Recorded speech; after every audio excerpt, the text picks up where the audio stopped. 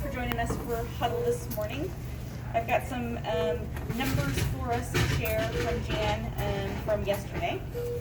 Our first case on time start yesterday was 87.5%.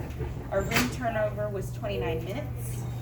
Census in the hospital as of 5:45 this morning from our night shift house supervisor. There's 250 patients in the hospital.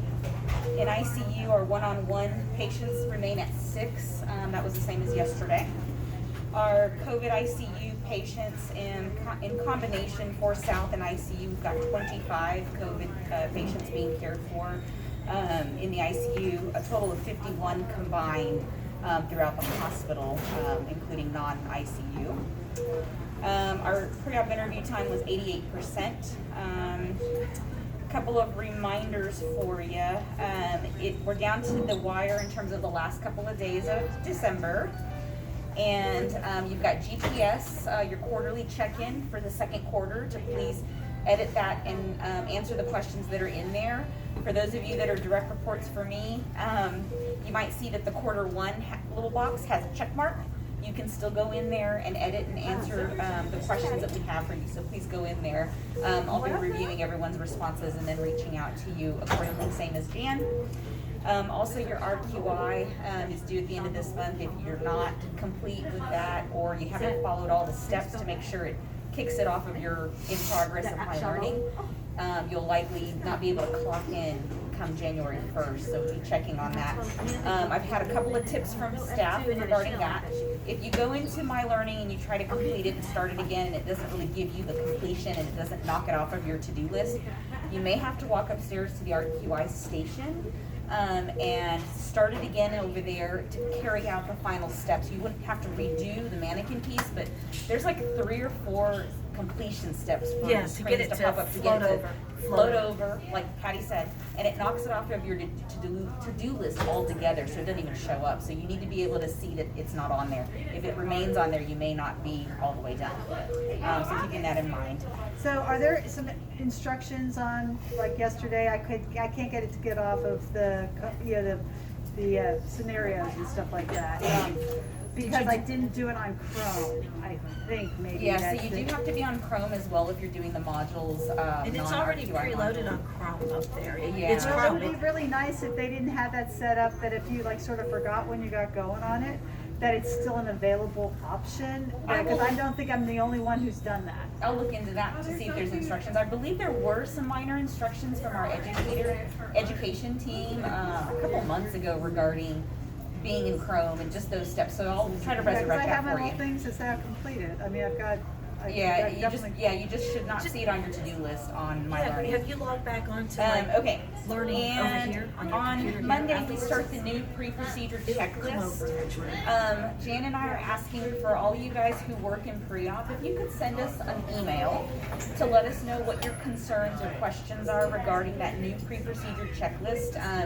Yesterday and today were good opportunities to have some downtime. Lots of people were working on RQI and My Learnings. It would also be great for those of us that work pre-op quite a bit to look at the pre-procedure checklist and give us some feedback.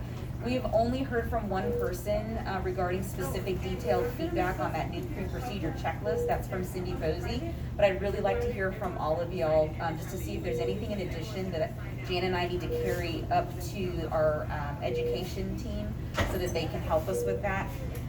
We are working with the educators to see if there perhaps might be some additional education for us regarding that pre-procedure checklist. If that happens, we would have part of our staff meeting in early January would be dedicated towards the pre-procedure checklist. The other half of that staff meeting will be regarding the nurse call light system, because there were updates with that as well. It'd be helpful for everyone to be there at that next meeting. So if you'll send us an email to raise those concerns up. And let's see, if I have anything else. Hello? The pneumatic tube system, just a heads up regarding sending lab. Make sure that there's no part of your biohazard bag or Ziploc bag sticking out of the tube itself before you send it.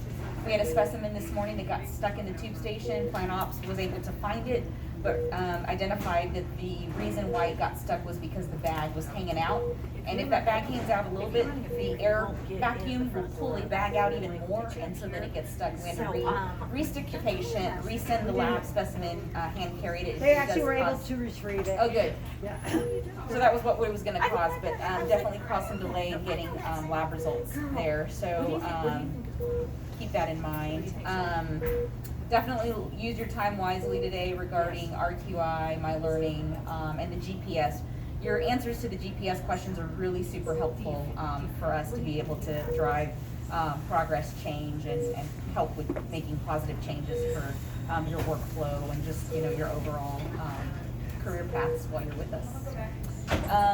Donna did have a recognition today that a patient shared with her, and I'd like Donna to be able to speak to it because you spoke to it so eloquently when you told me about that. Well, my patient, actually, he lives in Kyle, and thought he was gonna be having his procedure done in Kyle, but he said, I'm really glad I'm here. He said, he said that Mayor Till did a great job drawing blood. He said, I didn't even feel that. Teresa did an excellent job starting the IV. And You didn't call him? Harvey was just so welcoming outside, so they were very happy to be here, even though they drove extra to get here, and they lived right around the corner from Kyle. Okay. Pretty awesome. I'm gonna leave you alone. I want to thank Michelle and Molly for their help and support in ECT yesterday. They couldn't have done it without you guys, so thank you.